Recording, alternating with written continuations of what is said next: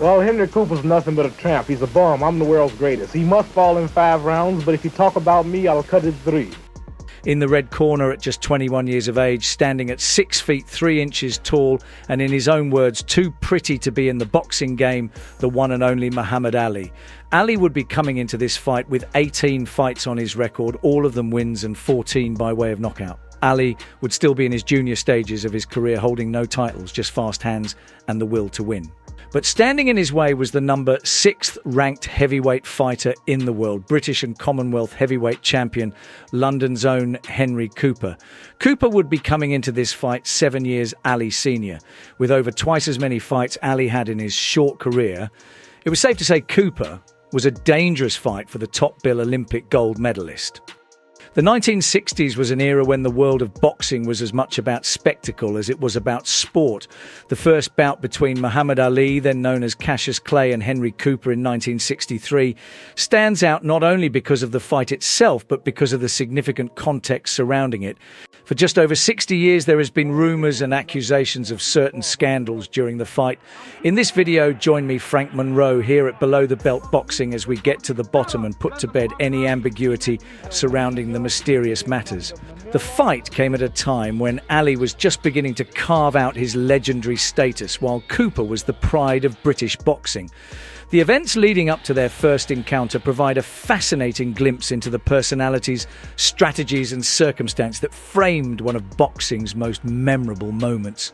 By 1963, Cassius Clay had already made a name for himself as a brash, confident and highly talented young fighter. Born in Louisville, Kentucky in 1942, Clay first captured the attention of the world when he won the gold medal in the light heavyweight division at the 1960 Rome Olympics. His amateur career had been nothing short of spectacular, and he transitioned into the professional ranks with the same flamboyance and skill that would eventually make him a global icon. Ali had already started to draw the attention of the global media. His antics and self-promotion, considered by many as arrogant, made him both loved and loathed. But there was no denying that Ali was a formidable force in the ring. By the time he signed to fight Henry Cooper in 1963, Ali was on the cusp of a world title shot, but he needed to prove himself on the international stage. Henry Cooper, in contrast to the young and flashy Clay, was the epitome of British modesty and grit. Born in London in 1934, Cooper was an established heavyweight with a solid reputation in Britain. He had turned professional in 1954 after a successful amateur career. He was known for his monstrous left hook, which he famously called Henry's hammer.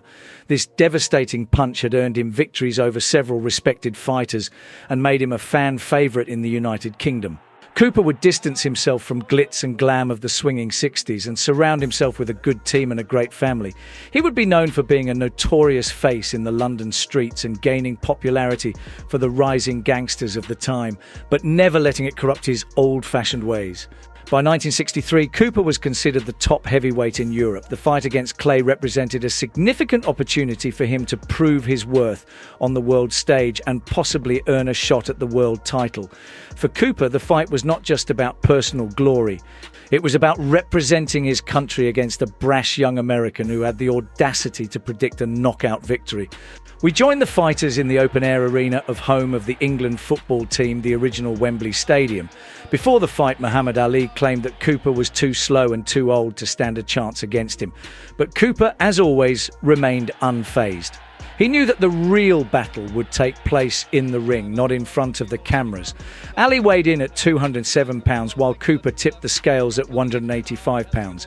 The weight difference was significant, but it was not unusual for Cooper, who was often outweighed by his opponents. And Cassius Clay, the gimmick man to the last, comes into the ring with this monster crown on his head. There's no doubt about which side the crowd is on. It's for Henry Cooper, the British champion.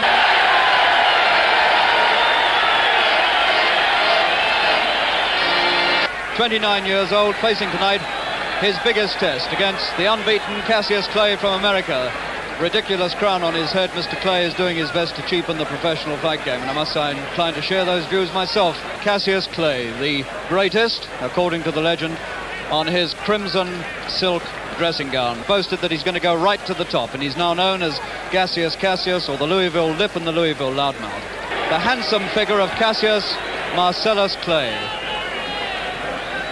the heavyweight champion of Great Britain and the British Empire, from Louisville, Kentucky, Henry Cooper.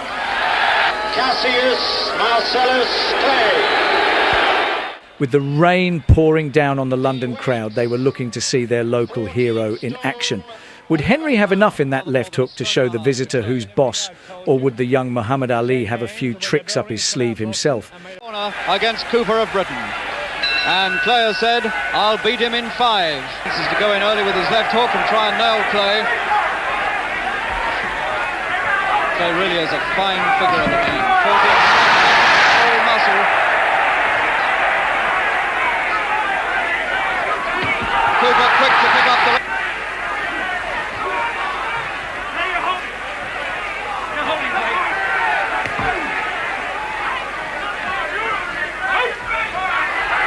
Started so many fights too quietly. Cooper has come out full of fight. He's arguing with the referee that Cooper's trying to hold him and he's getting angry. And now it's a sensational start to this fight.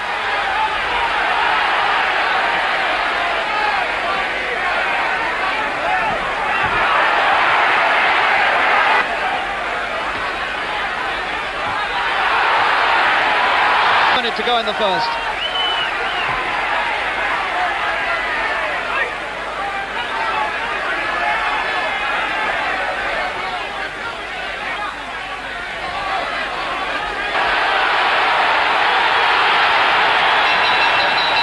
There's the ball to end the fight. After a quick pace to the start of the fight, Henry would go back to his corner happy in the way the fight had began. Ali would quickly learn that with foreign crowd and the dampness of London, he would be a long way from home. Can he beat Clay and put British professional boxing right on top of the heavyweight? Him hard with the left hook several times, but he didn't go down or even show a sign of going down, Clay.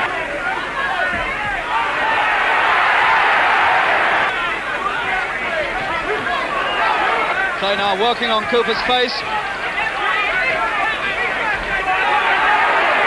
Cooper hooking over the top of Clay's right hand. Beginning to get to work in the second. He's steadied up a little bit. This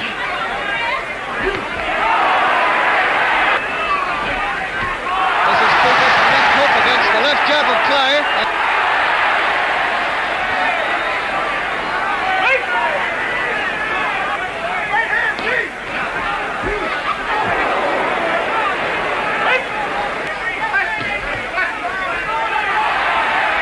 Now Cooper seems to be cut slightly. That left jab of Clay is beginning to get very accurate and steady into Cooper's face. And as the bell ends the second, so Cooper's cut underneath his left. The second round would see more of the first. Both fighters up for a scrap. Cooper still pressing, looking for that big inside hook. Ali prodding with that sniper of a jab at Henry's cut eye.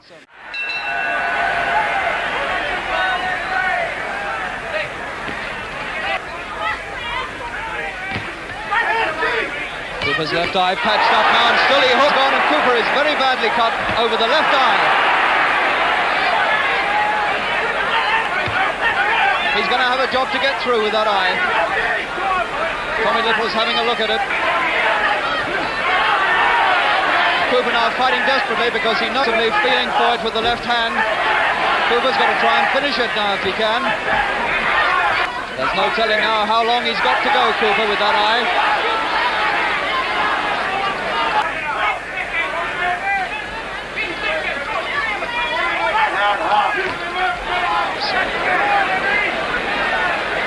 Just using his feet to keep away from Cooper. A minute left in the third. Clay has taken all of Cooper's punches and stood up to them.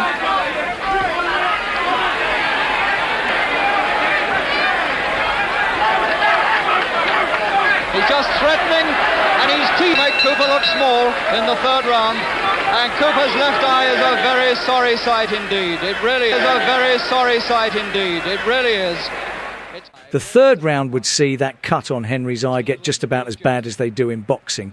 His brother in his corner and his team looking to do what they can to send him back out for another blast at pace. It was looking like the fight would not be going the 15 rounds. Round 4. Clay in the interval, cut out the funny business and get down to work. So the Clay people are not too happy with their man. The 4th round. Above and below. 2 streams of blood. Keeps putting his left glove up there to that eye as though he can hardly believe his bad luck.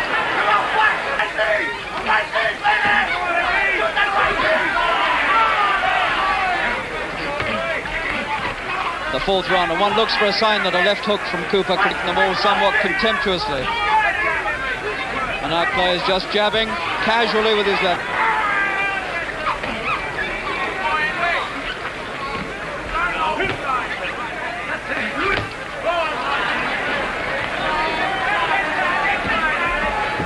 Dancing around on the outside of Cooper, flicking out the left hand. He only seems to be half here, but that's the sort of chance you can take once too often, and if Henry nails him, anything might happen.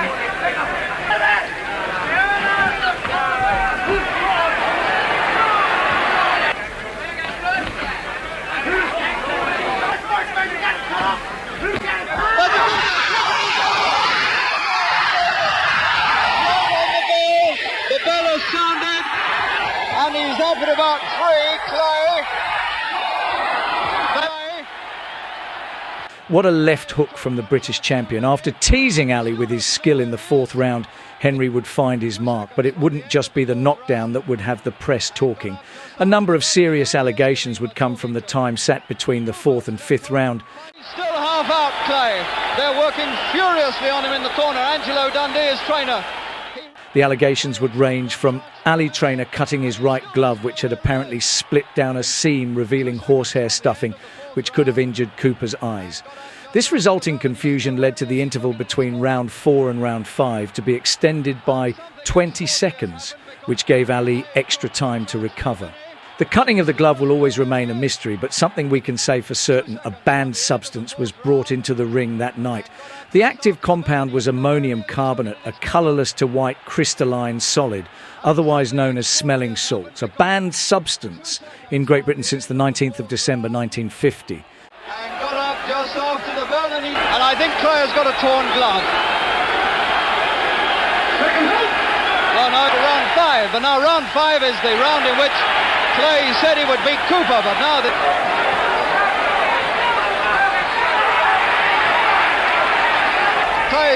Cooper's left eye is pouring blood. Gumshoes flying out. Henry will have to stop this because Cooper's eye is really in an absolutely appalling state. Very long time indeed. I do not see how he can let this go much further. And I think this is it. The towel is looking at it. And he's had to stop. There was no alternative. He had to stop the fight. We hope these two warriors rest in peace and give them a massive thank you for the memories. As always, we leave you with one question. Are you an old school boxing fan? If so, give that subscribe button a stiff jab. I've been Frank Monroe here at Below the Belt Boxing. Take care.